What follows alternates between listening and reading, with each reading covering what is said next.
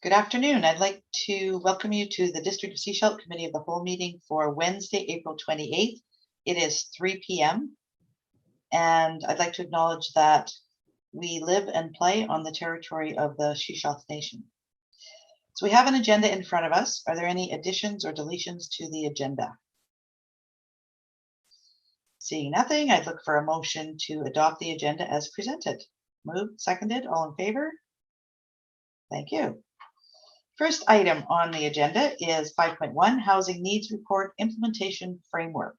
Next steps. And I understand, Mr. Allen, you're presenting? Indeed, yes, thank you. Thank you. I do not have a formal presentation, but just a few opening remarks to kick off the discussion, if that's suitable. So I'm sure everyone here knows, but for the benefit of the audience as well, just a quick summary. So in last year, we worked with Town of Gibson's and SCRD to conduct a housing needs assessment, and that was wrapped up in late 2020 and endorsed by Sechelt Council. And that followed up with a supplemental piece in early 2021 and received by Council in March, which was the housing needs implementation strategies. And so this provides a number of ideas, number of options that the Sunshine Coast as a whole and District of Sechelt specifically can consider to support housing, to increase our housing stock, to look at new ways of innovative approaches and so forth. And so while some of these ideas can be implemented as soon as immediately through development applications or in the short term through the zoning bylaw or into the longer term through additional policy reviews, these are options that or ideas we put together in a report that's on the agenda today.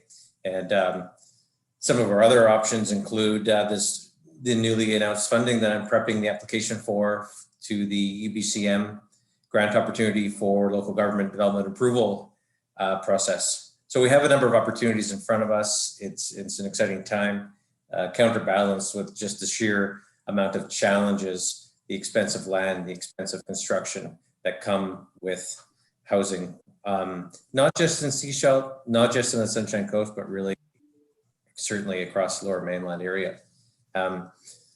So there was a council resolution early in March to follow up with the implementation report and to let council know what we as staff can do.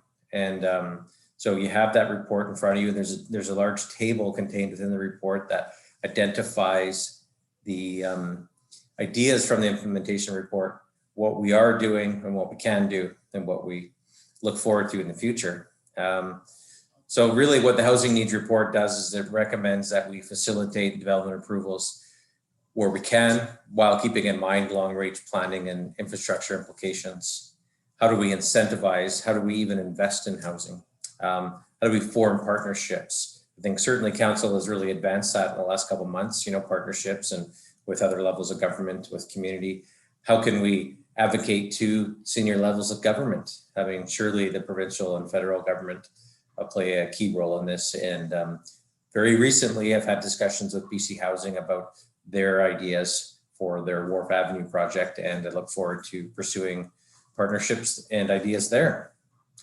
So again, table 1 really outlines content from the Urban Matters report, their recommendations, followed by staff-led commentary as to what we think is possible. But really, this is a report to be received by council or committee today for information, and we seek further direction from you folks as to where priorities lie and where our efforts can be best directed.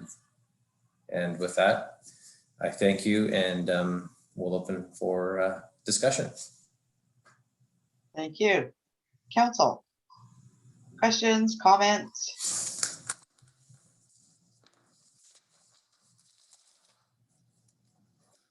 Councilor McLean. Yeah, thank you. I appreciate that this does kind of outline what we want to do as the District of Sechelt. However, I struggled a little bit with a lot of the times it says this can be incorporated within the zoning bylaw. So I think the recommendations are fairly broad.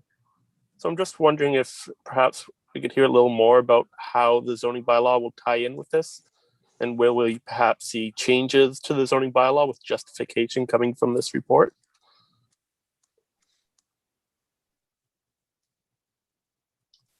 Mr. Allen? Well, I mean, we could really maximize, there are opportunities to really maximize the amount of dwellings. The official community plan does provide direction, right? In some cases, we take direction, but perhaps it's a bit modest. We can really maximize the efforts and increase the density allowances beyond what we intended on doing. We could pre-zone some properties. Pre-zone has some pros and some cons, right? I think special infill areas in the OCP are really meant to be a response to a rezoning application, so it can truly find out what the developer is proposing, what counts, or what the community will sustain. But there is some suggestion that pre-zoning, so that an applicant does not have to rezone, they can just get right into development and subdivision, is beneficial. So we can consider that as well. We can increase the density in some of our residential multiple zones beyond what we had proposed. Those are sort of the key short term.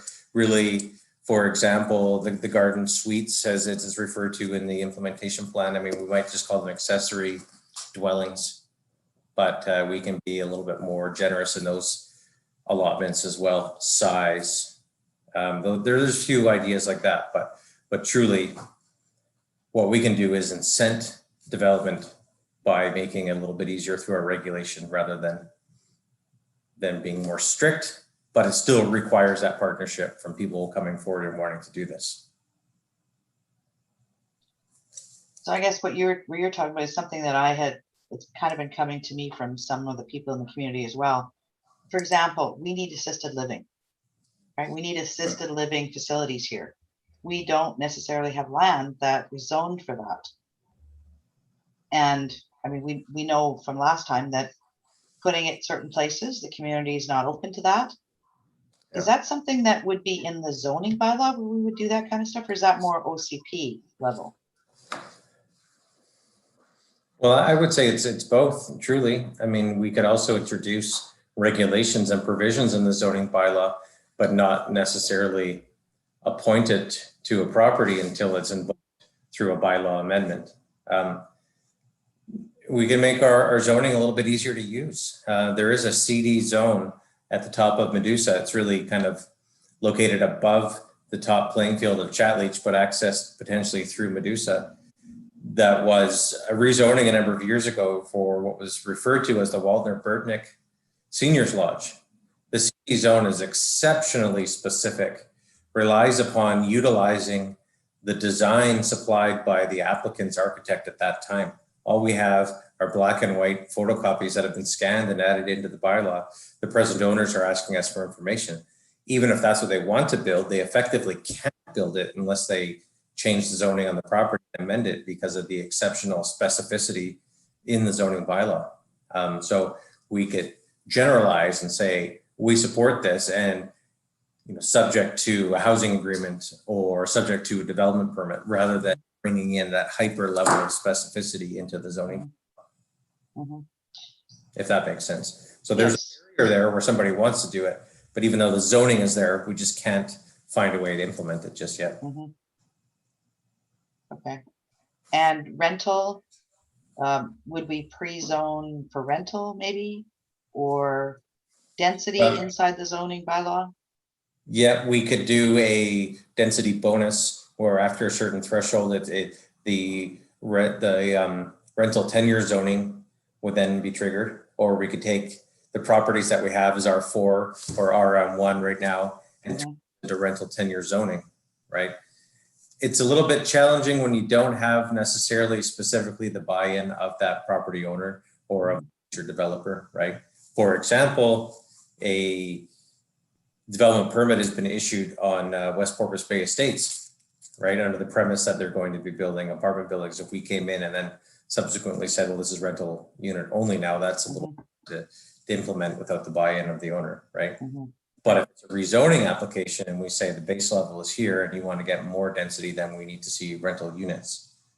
So usually that comes from the OCP or a policy document that we use to support a rezoning application. But in theory, you could build that right into the zoning bylaw.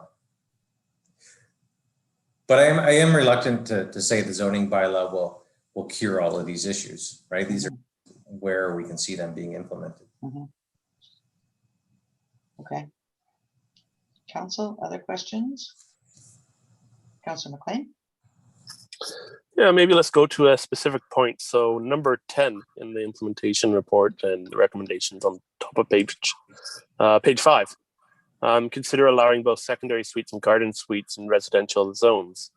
So I'm wondering, is something that's, I think we need to look at gentle density, look at gradually increasing the density within each lot. And I think garden suites are a really good option for that, as well encouraging secondary suites. Those can make a huge difference in a rental stock. But I noticed one thing that is quite restrictive within our zoning bylaw is that it's only allowed to have one secondary suite per house. So in a typical Seashell house, you can't rent out the downstairs and the upstairs.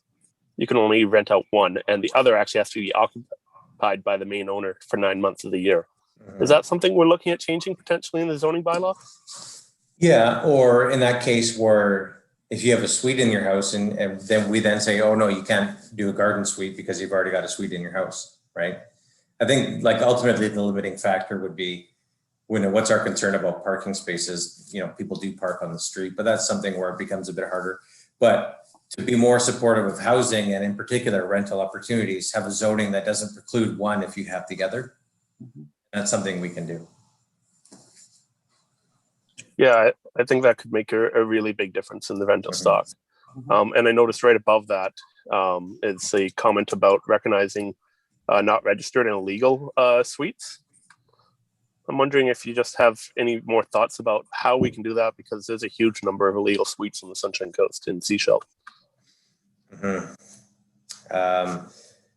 me just find the comment. Was that on number 9? Bottom of page 4, number 9.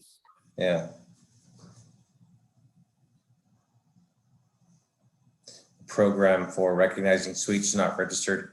Yeah, it's a tough one, right? You know, I mean, there are building code compliance issues which do challenge people and their ability to have a registered suite, right? And if we say come forward and register your unpermitted suite, you know, that might be a tough one to incent people to do so.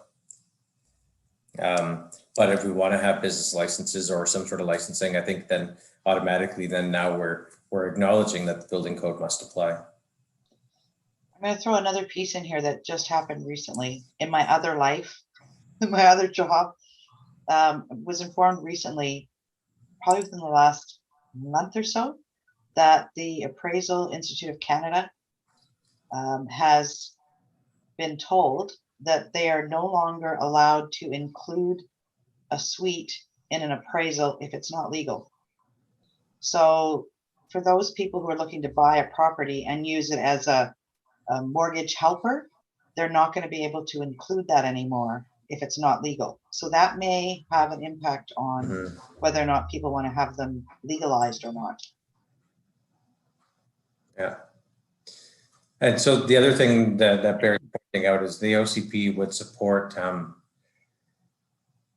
accessory dwellings on smaller properties that we could bring into the zoning bylaw, as small as 900 square meters, which is significantly smaller than presently permitted. So there's that. There's programs that, you know, given what we have, our resource base that we have, we would need some outside assistance and consultant help or whatnot. But there are programs to incent suite construction, legitimization of suites, how to help people find problem solving for code, you know, code consultants and so forth, right? That's challenging. And I think it's intimidating. Somebody would feel that perhaps we would then come in and say, no, you have to kick out your tenant. You're not allowed a suite, right? And how do you build that trust and faith? Okay, any other questions?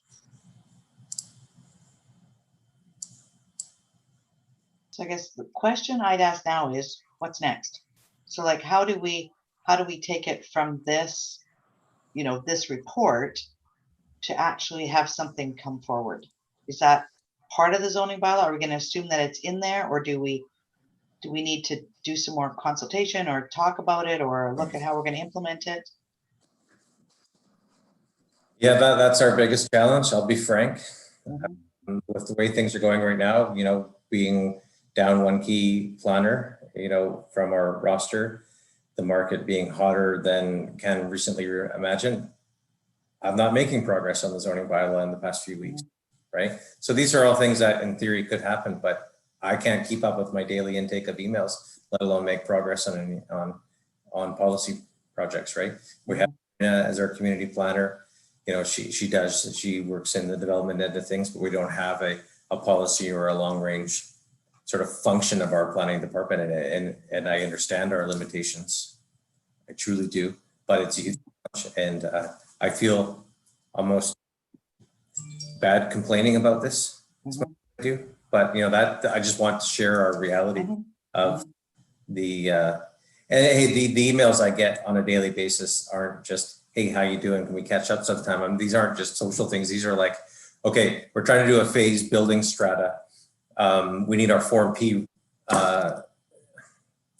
amended. Like these are challenging. A lot of them require consultation with our legal consultants and so forth, right? There's a lot of big stuff out there. Or I've been working on this for 14 years. We're not finished yet.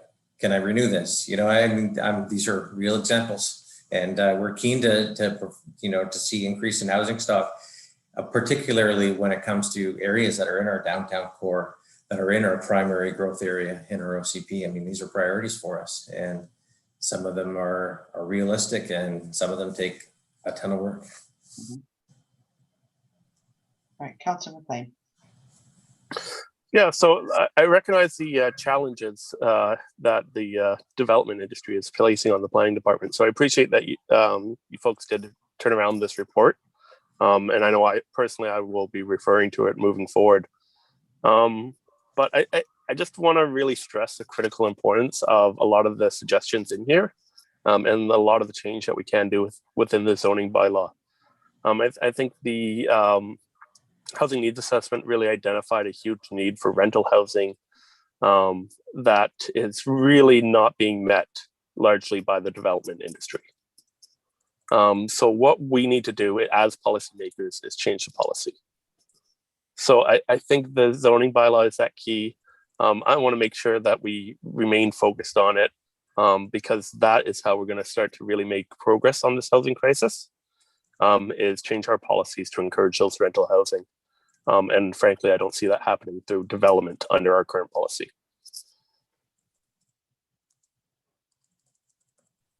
All right, any other comments or questions, Council?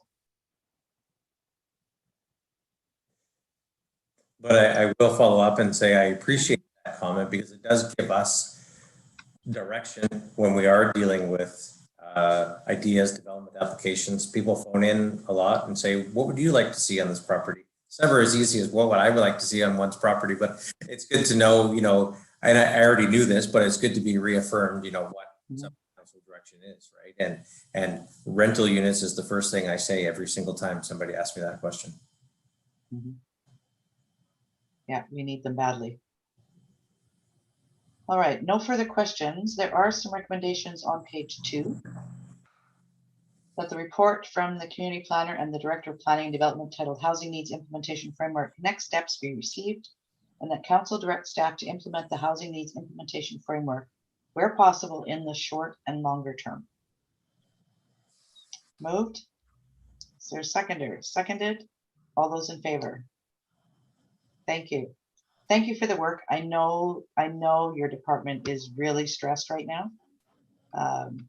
So we really appreciate you turning this around and getting it back to us. And it's good that you have it, front of mind when you're working on the zoning bylaw. We really do appreciate that. Thank you. All right, moving on. Item 5.2, recreation vehicle Sani station location. And I will turn that over to Director Dillon. Thank you, Your Worship and Council. Good afternoon. Today is the first step in hopefully the construction of a Sani station in the district of Sechelt. It's not often that you have a project where you've gotten 80% of survey support for it. The capital project is the costs are being fronted by the provincial government. And if done correctly, this facility could actually be a cash generator for the district and at the very least revenue neutral. So it's got all those check boxes ticked off, and it's not often that you have a project like that. We anticipate a spirited debate today on where this location will be, and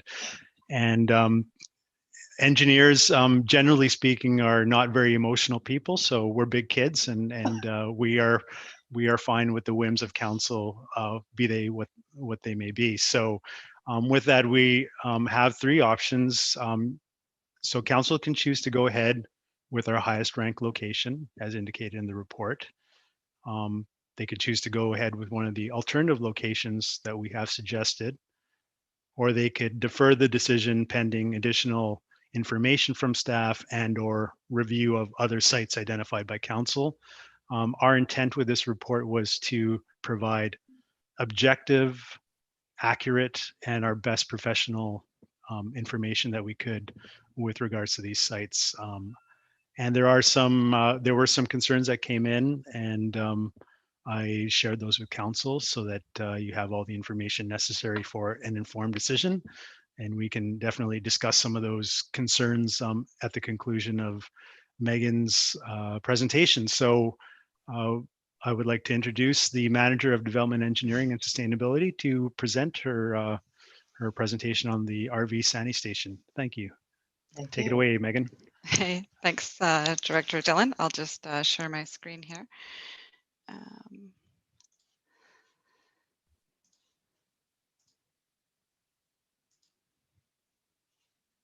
see if it goes. Yep. So this is a review of the Sani Station project in general, as well as the location selection. Just 1 second, Megan. Yeah. You might want to do the swap screen setting because we're seeing all your notes. Yeah. Oh, oops. Okay, just a sec here.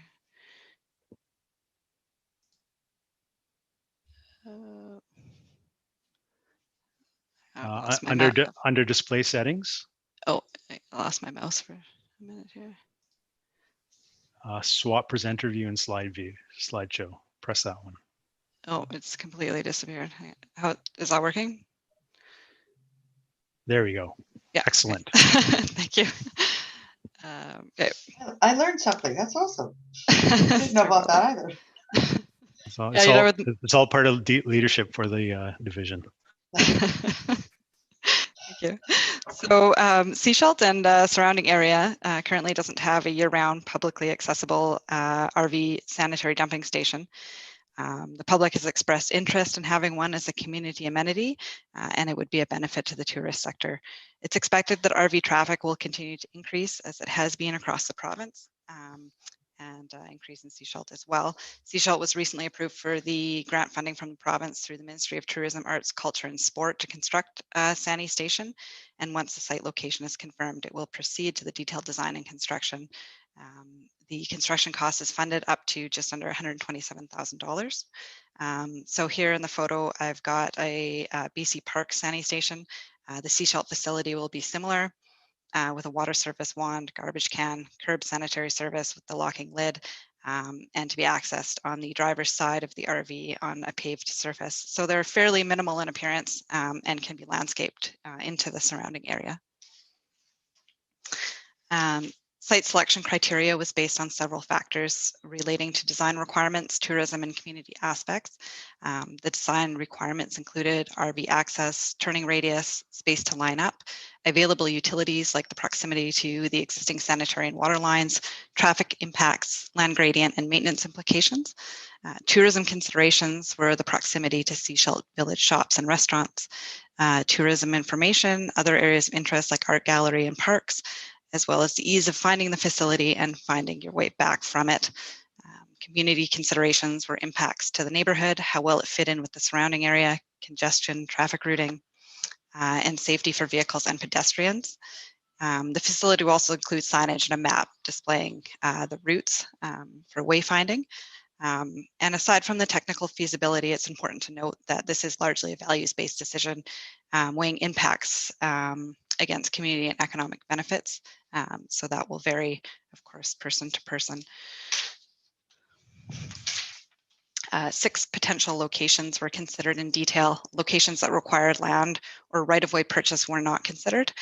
So the locations included the Municipal Hall along Rosina Giles Way, Trail Avenue near the pump track, Neptune Avenue adjacent to the BC Hydro Corridor, Highway 101 near Mission Point Park, the Operations Yard on Dusty Road, and the Water Resource Center accessed off of Ebb Tide. Based on an evaluation of the set criteria, the District of Sechelt Municipal Hall location resulted in the highest score and is the recommended location. The site offers excellent proximity to the Sechelt Village and tourist locations. It's easy to find, close to the highway, and has the necessary utilities. RVs would enter from the south on Highway 101 and exit at Cowrie Street. And it is important to note that to construct the facility here, tree removal would be required, and it potentially could result in some loss of parking. Other considerations for this is the farmers market on Saturdays, limiting the ability for RVs to turn left and get back to the highway on Cowrie. And this would cause a longer travel route through town during these times. It would also cause congestion in the immediate area around the library and municipal hall. So it may be preferable to look at the option of making Rosina Giles Way a one-way access going north in the future if this is an issue. There were also concerns from adjacent property owners. Trail Bay Properties has expressed concern with the optics and aesthetic of a Sani Station facility and don't want to impact any development potential for the property in the future or any future realignment of Ocean Avenue. So further collaboration would be necessary during the detailed design to mitigate any aesthetic concerns. A treed buffer would remain, and the structure itself is fairly minimal in appearance.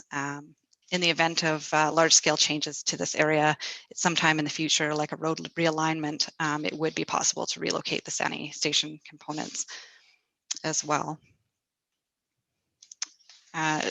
2 other locations were also feasible, the Operations Yard on Dusty Road and Neptune Avenue. Dusty Road location is outside the downtown center, so does not contribute to the local economic benefits for the Sechelt Village businesses, but is located near the Porpoise Bay Provincial Park, which is a popular RV destination and does not have its own Sani Station facility. This site is more difficult to service as there's no water main in the adjacent road, and the available sanitary is force main, requiring a pumped connection. The cost to construct this facility at this location would exceed the grant funding. However, there may be an opportunity to collaborate with the new operations building design and construction to service both and share the cost of service extension. If this option is preferred, the feasibility of a concurrent servicing and construction timelines would need to be explored in further detail. The other is Neptune Avenue, which would be constructed in the road allowance and have a one-way access heading east on Neptune. This location is fairly close to Sechelt Village, and the required utilities are located in the adjacent road, though it is expected that the residents immediately fronting the facility, as well as the surrounding residents on and near Neptune, would oppose the location and the RV traffic in the residential neighborhood. The grade of the road also makes it necessary to locate the facility at the midpoint of Neptune, potentially conflicting with the urban farm entrance, and it would also require some road improvements to gain the necessary turn radius at intersections on Neptune. An additional location was proposed after the report circulated, so it's not included in the report, but this is the east end of Sechelt Inlet Crescent. Based on the evaluation criteria, this location would actually rank second out of the 7 proposed locations. This location is feasible from a technical servicing and access perspective, and would probably be the easiest overall to service. Similar to the Dusty Road location, it does not have the benefits of the downtown center local business or proximity to the highway, but from a community perspective, this location is appropriate and would not cause nuisance or congestion. The existing cul-de-sac would be utilized as the turnaround with the Sani Station located towards the center. As this is an active industrial area, though, consultation with the neighboring businesses would be necessary to ensure that truck and large vehicle access was maintained. So numerous BC municipalities were contacted to get feedback on their sanitation facilities. They all reported generally that they were well used and relatively low maintenance, and the maintenance largely consisted of garbage collection. Occasionally, there are instances of illegal dumping and non-sewage waste, and this was commonly addressed with a security camera and locking lid mechanism. Dawn to dusk operation hours could also be introduced if that became necessary. Many municipalities, including Cranbrook, Vernon, Fernie, Pemberton, Castlegar, for example, chose to locate their facilities at their tourist information centers, while many others locate them close to the highway access. Also, to note, municipalities with few or no sanitation options, there are instances of illegal dumping into storm drains and ditches. So as RV traffic increases, the risks of this type of behavior could increase if sanitation is not reasonably accessible in the community. Post-construction, there'll be ongoing operations and maintenance required. This is expected to entail garbage collection, wash down, flushing, occasional mechanical repair and maintenance, as well as water and power usage. The maintenance frequency will depend on the use and will also be seasonal. Daily garbage collection and inspection is anticipated in the summer months. So for example, District of Summerland, which is a similar size and type of community, gets about 1,200 uses per year, just for comparison. So with the operation of the facility, there'll be an annual maintenance cost. As the previous slide indicated, this will be seasonal and vary with the amount of traffic, but based on other communities and input from our operations department, it's expected to be in the order of about $10,000 annually. It's recommended that a fee per use is charged to offset these costs. Fees around BC for public sanitations vary between $0 and $10. Many municipalities and BC parks use a SaniStar system, which utilizes a credit card activated locking lid mechanism. This is a proprietary system with an initial cost of $2,550 US for the initial setup of the system and an ongoing annual fee of $1,920. And this would be funded through the fees collected. It also has the added benefit of deterring illegal dumping. Municipalities using the SaniStar system have reported they're generally satisfied with it, that it easily pays for itself and collects maintenance revenue. Other municipalities use the Honor system, which is just a donation drop box, but they expect that most users don't pay and it's occasionally stolen. So that's not likely a good option. So the photo above is actually the City of Chilliwack's Yale Road facility, and it's quite similar to what we would construct. You can see on the left-hand side is the SaniStar system kiosk, and then you can just see the top of the locking lid in the center of the service. So that wraps up the presentation, but I'd be happy to take any questions. I just want to thank Megan for that really good, informative presentation. Yeah, it's objective and our best professional information that we could provide. So with that, invite questions from your worship and council. I'm sure you'll have some, so we're ready. Thank you. Councillor Toth. Sure, I'll go first. In reading the report, I think I'm in favor of the Lot L location due to the industrial nature of the neighborhood, but got some questions and some ideas. The location at the WRC, fairly large property. I'm just wondering what part of the property was looked at for this. Up top off Surf Circle or down in the operations area? I'll defer to Megan on that question. Sure, yeah, it was looked at down in the kind of the maintenance operations, accessed off of ebb tide. But there wasn't a sufficient area and it was conflicted with maintenance vehicles and operations. Thank you. Councillor McLean. Thanks. Just a quick question on the operating costs. Just clarification, is that mostly daily inspections and garbage pickups? or are we expecting other operation requirements for that? And that would probably be a member of our public works or park staff responsible for that. Yeah, I'll answer the staffing part. It would be our public works crew that would be dealing with the operation and maintenance. Like I said, we don't expect this to be an onerous facility to operate and maintain. Some of the sites would lend themselves to more frequent site visits. So, obviously the one that would be situated by Municipal Hall, I mean, we're here every day. We see what's going on.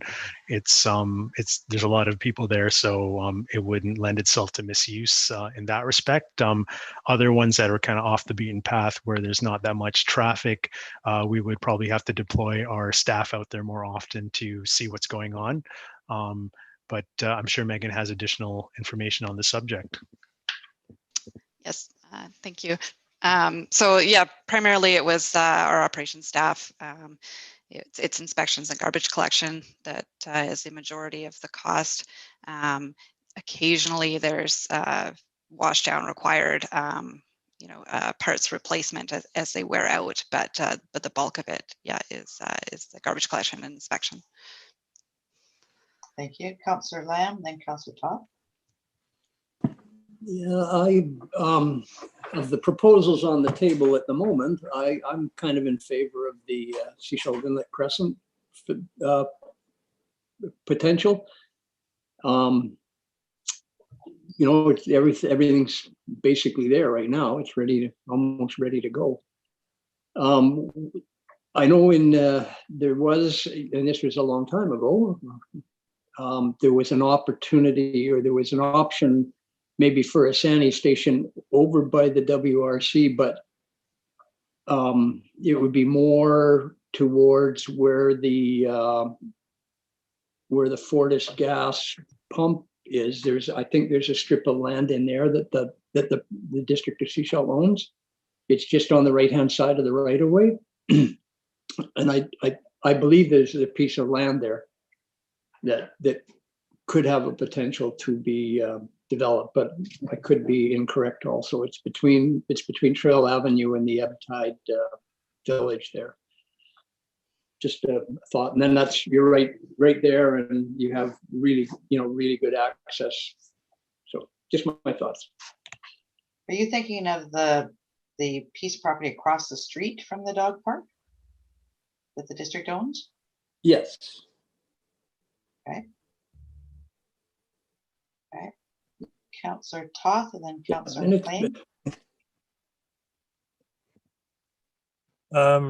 Thank you. I mean, if we're talking about other potential options, I see a lot of synergies with perhaps looking at co-locating something down at the Porpoise Bay Wharf. I mean, we already have a sanitary pump out there for boats. Large vehicles turn around in that parking lot all the time. There might be an issue, I suppose, with if we had a lineup of RVs looking to get in there. But I would think that a lot of the infrastructure that we need to access is already there. And, it is one of the facilities that we do access on a very regular basis through our public works crew.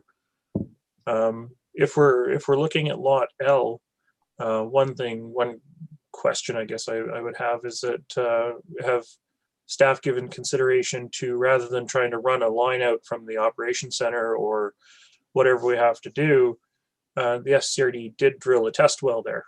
And based on the map, it looks like it's just 100 feet up the hill. And so I'm wondering if we did do it at Lot L, if we could rely on pumped water rather than potable water to provide those services. Thanks. Thank you. Councillor McLean. Sorry, go ahead. Sorry, I'll respond to that question, Your Worship.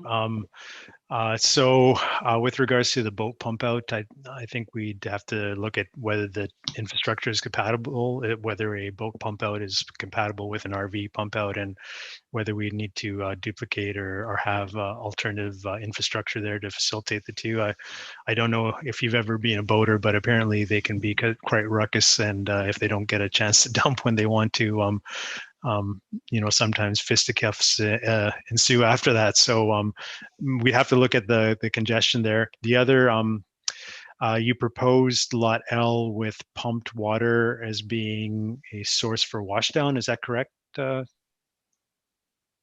the SCRD has a test well that they drilled on Dusty Road, just within the road right of way, right in front of the operations center property. So in my experience, a groundwater well with attached infrastructure can run in the magnitude of 25,000 to 100,000, depending on how deep the water is. So it would add significant costs to the installation. So we can certainly look at that at the direction of council.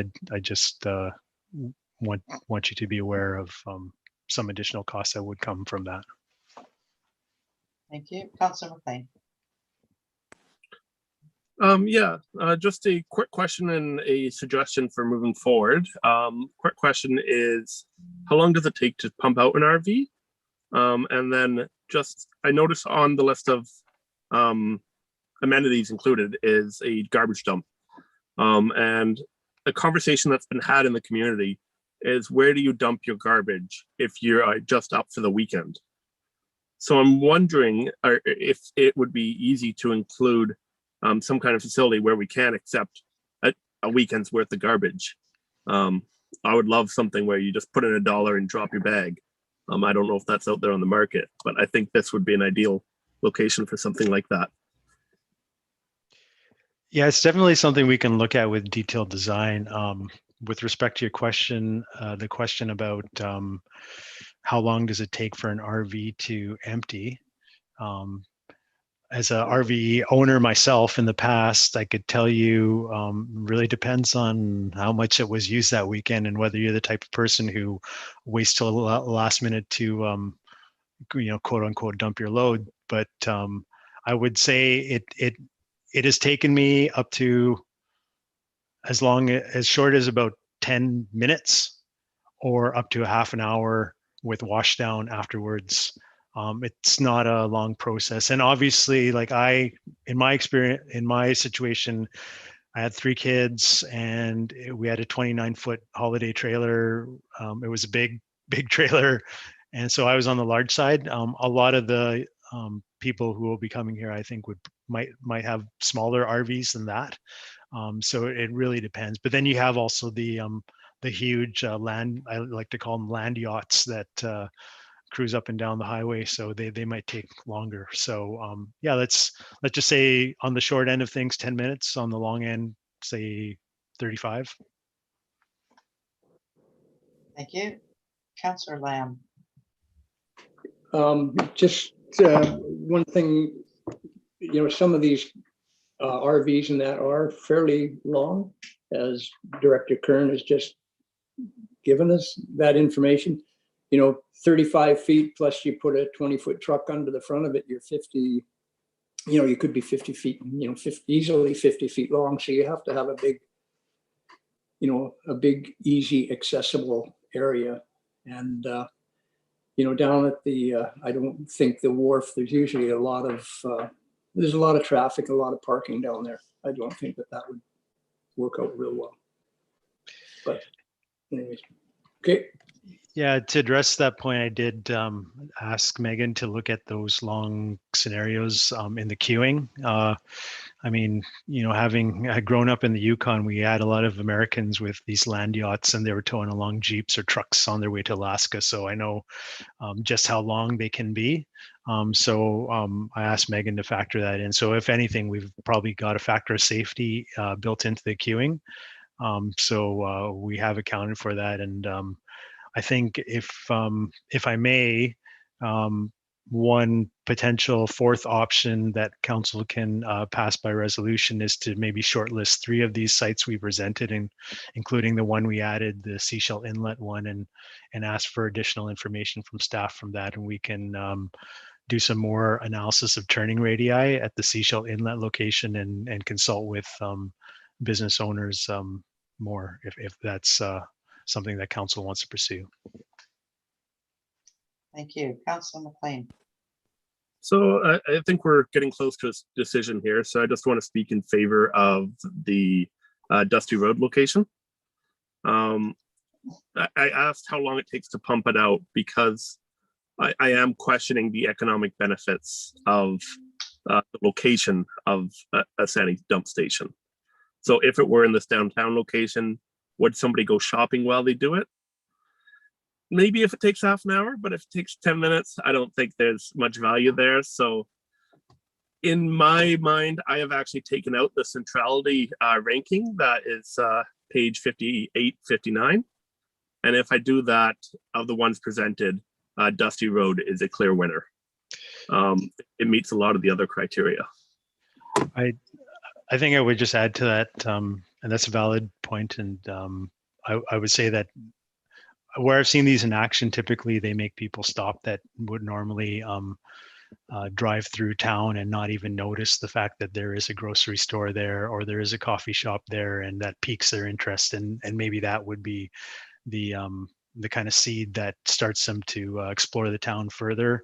I noticed in one of the submissions that we did receive from a concerned stakeholder that they did mention explicitly in their letter that folks just travel through Seashelt on their way to up coast or towards Powell River, right? So it almost kind of makes the case for why we would want to give them incentives to stop into Seashelt and see what we have to offer. And with the one location having the current visitor reception center there, access to Wi-Fi at the library, an aquatic center there, they might see that there's an opportunity to maybe even stop in and get a pin for the district to Seashelt or something along those lines. So yeah, I hear that, maybe 10 to 35 minutes maybe might not be enough time to get a meal while the husband's doing the unloading. The spouse can't go over and get a sandwich, but maybe it will help them notice that, hey, there's a grocery store right by here. Maybe we should pick up that dozen eggs or a loaf of bread that we need for our camper, and then we'll head up coast, right? So yeah. Councillor So, McLean, follow up. Yeah, just to finish my point, I don't want to see us taken away from parkland. Although it is an underutilized park in downtown Seashelt, it is green space. It is centrally located. So I don't want to see that loss.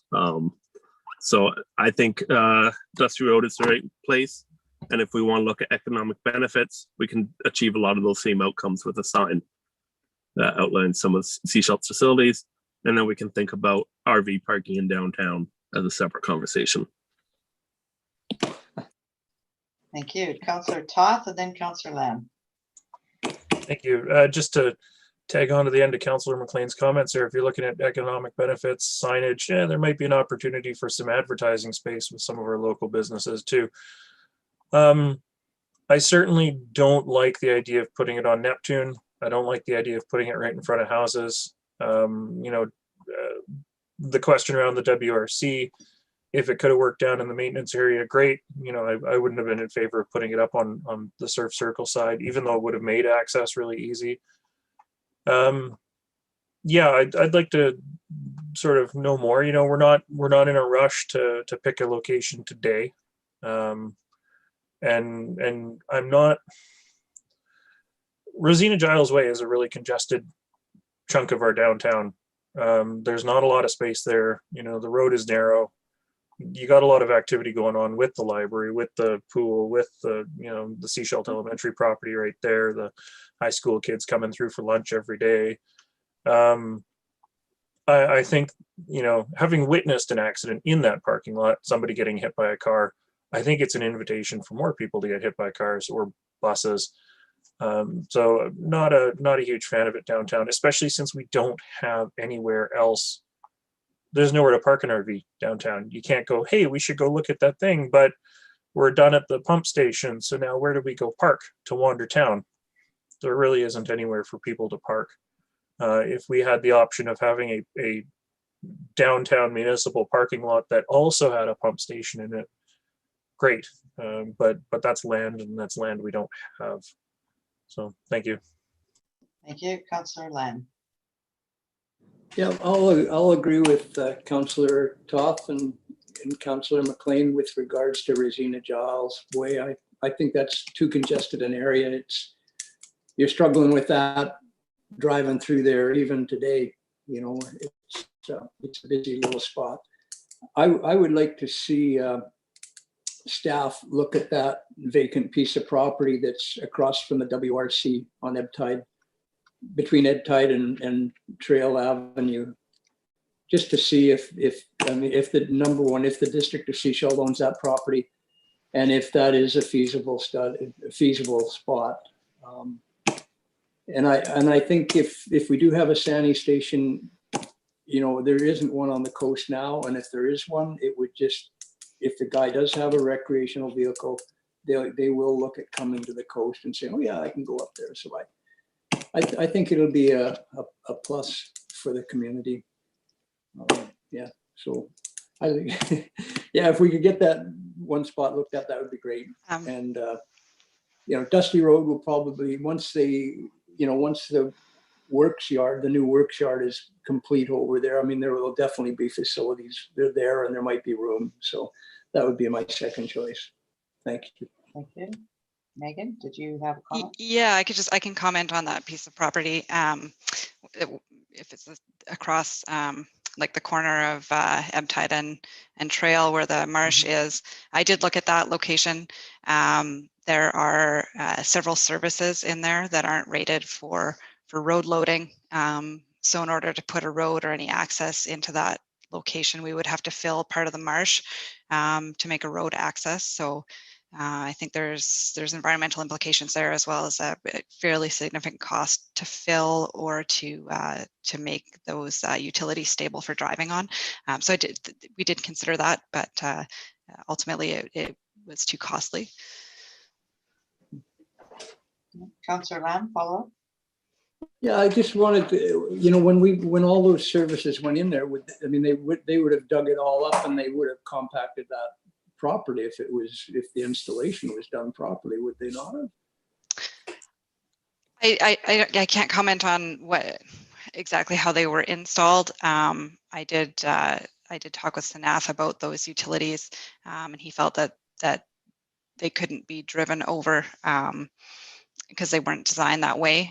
So I don't know if maybe I'm not sure the details of exactly the rationale there, but between that and there's a sediment pond and storm outfall that would have to be extended as well.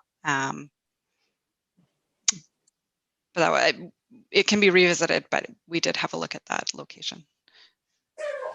Okay, that's great. I just, you know, I've just thrown it in the pot, and obviously you're doing it, you know, you're assessing things well. So thank you for that.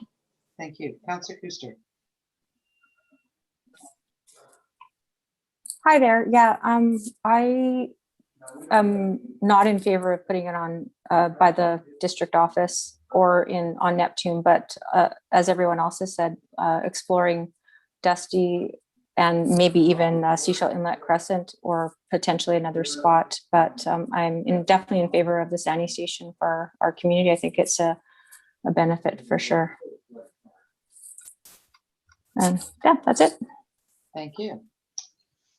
See, no further questions or comments. There are some recommendations on page 53. What would council like to do? First of all, let's receive the report. Moved and seconded. All in favor? Thank you. And then what would you like to direct staff to do? I've heard Dusty Road, Sechelt Inlet Crescent, and probably a scan to see if there's any other site in the community. I mean, I believe you've done that, but it sounds like we're open to having you just come back and say, yes, there are other spots, or no, we've looked at all of them.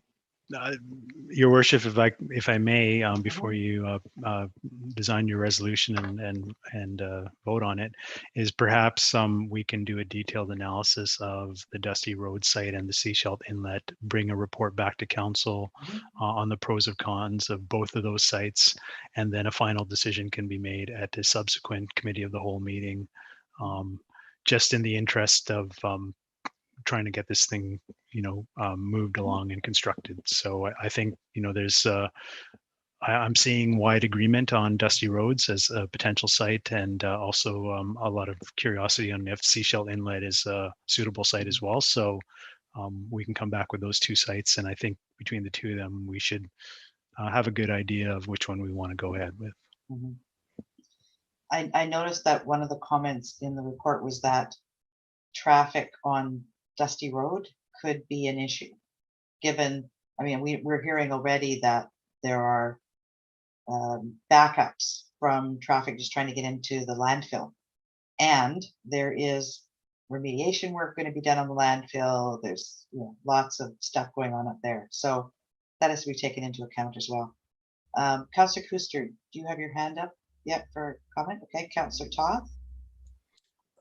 Yeah, just with regards to Dusty Road, one thing about that section is that section of Dusty Road is municipal. It is the municipal corridor, right of way, what have you. I don't expect the answer now because I only just thought of the question and didn't think to ask it in advance, but what is the width of our road allowance there? Do we have room to put a shoulder off to one side so that the RVs can at least get off the road before they make their turn or block dump traffic? And then the other question would be, given that it's almost May, I don't think that this is something that we would have open and ready to bring people to for this summer, especially with COVID. I don't want them here. Let me make that clear. But by the time this is opened, hopefully the remediation work at the landfill is complete. So we'll only have the regular dump traffic to deal with, and even at that, possibly only for a couple more years until it's closed, right? I guess my question, knowing Dusty, how would they actually turn around? Yeah, I can answer that. I can answer both questions actually. So to queue up the RVs, it would require a boulevard pipe in the ditch, and then filling the shoulder for waiting RVs. So we did look at that option. Secondly, the turnaround inside of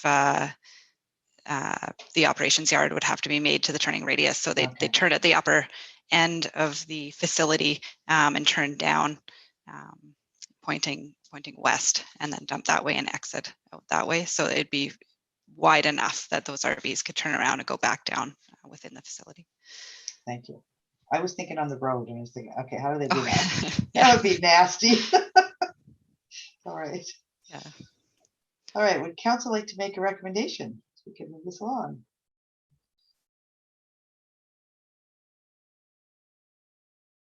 Councillor Toth.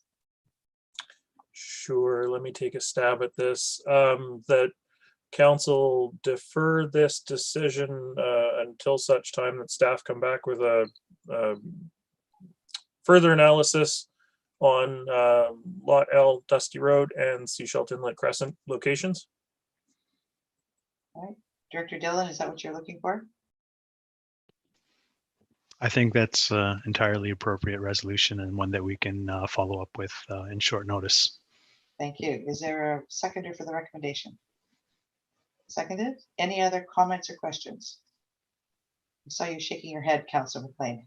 Yeah, just I don't think defer is the right word. It's we just direct staff to Refer this back to staff. Yeah, Okay. refer. Okay.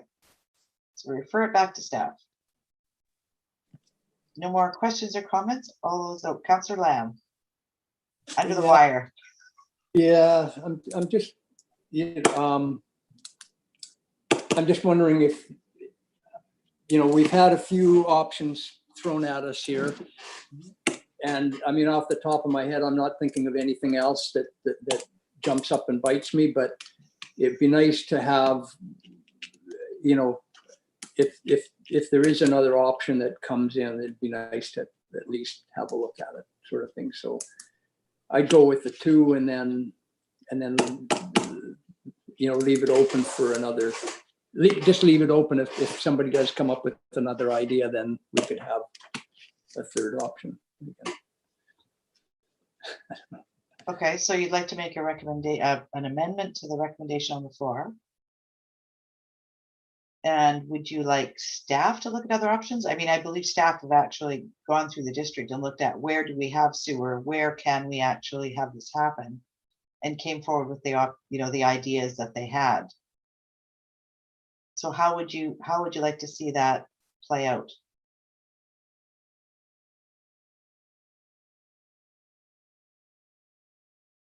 Any idea? Do you want me to come back to you? Councillor Toth, who do you? We can't hear you, Councillor Lamb.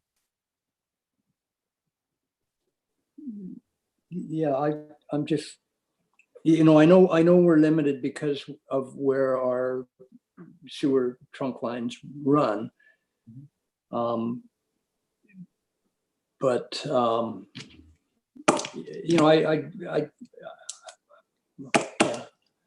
don't know. I just, yeah.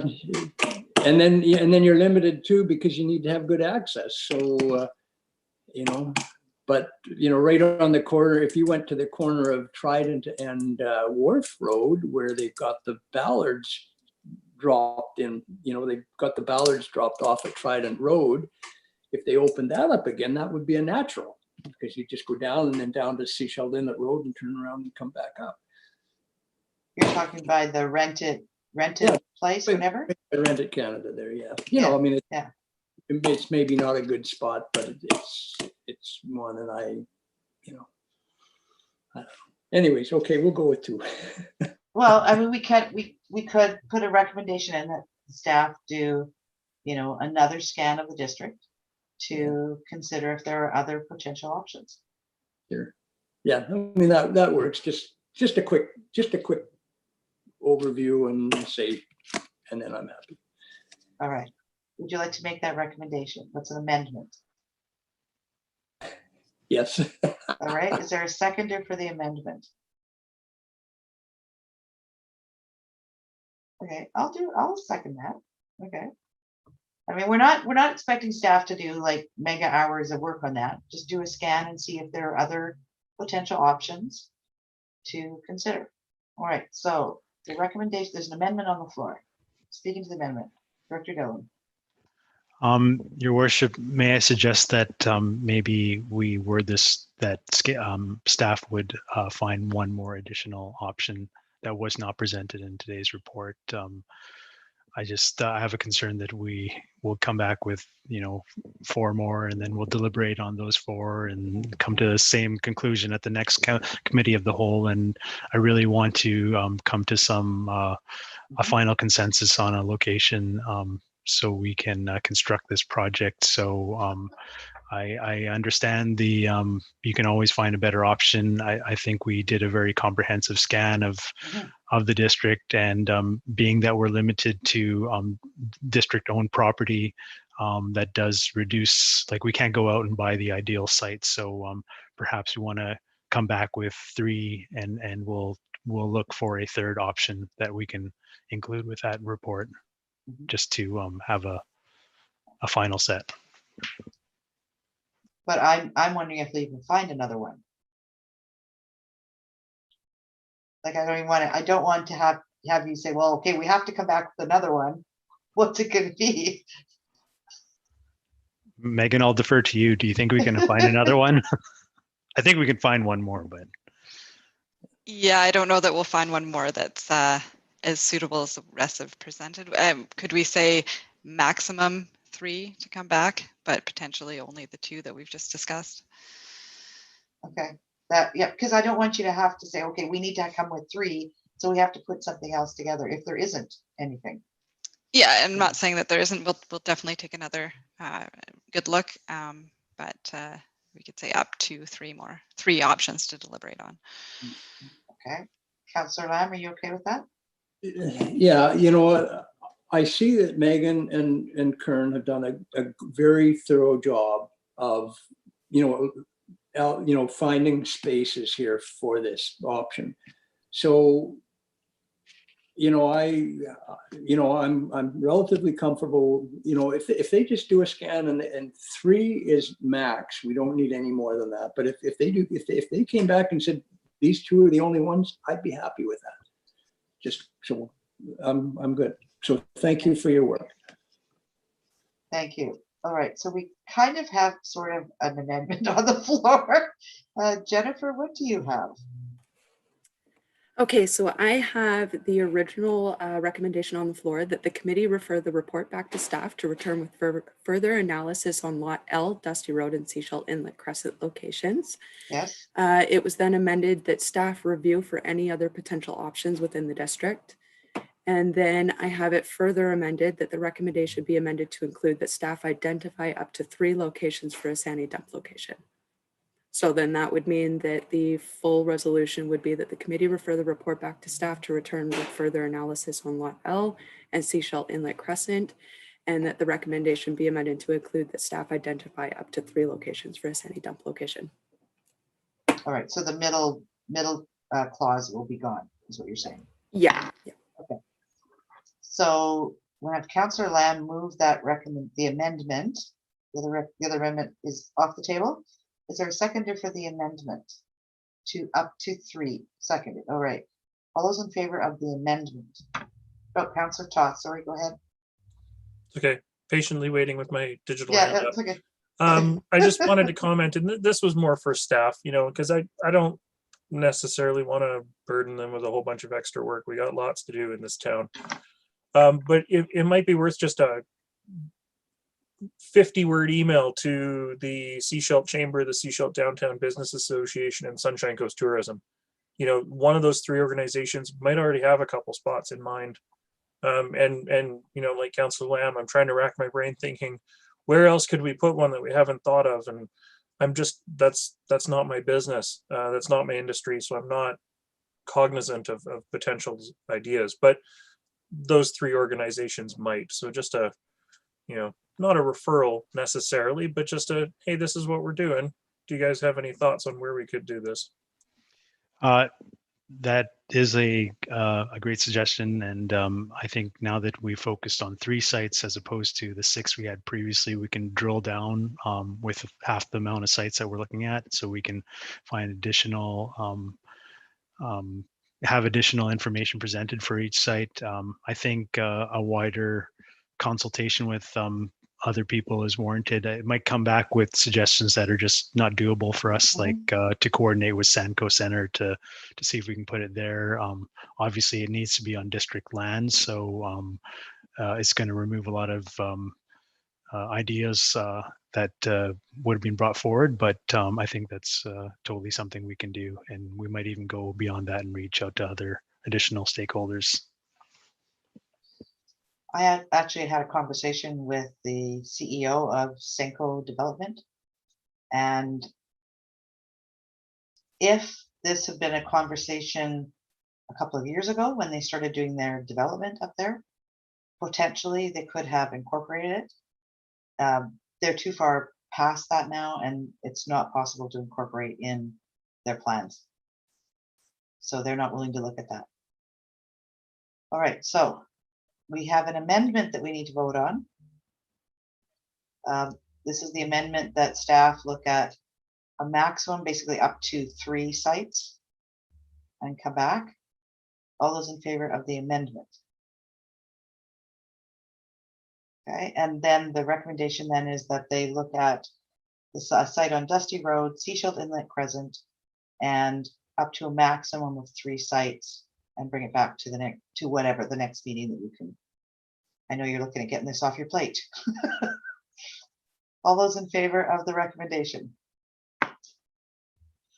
All right, good to go. Seeing no further items on the agenda, I'd look for a motion to adjourn.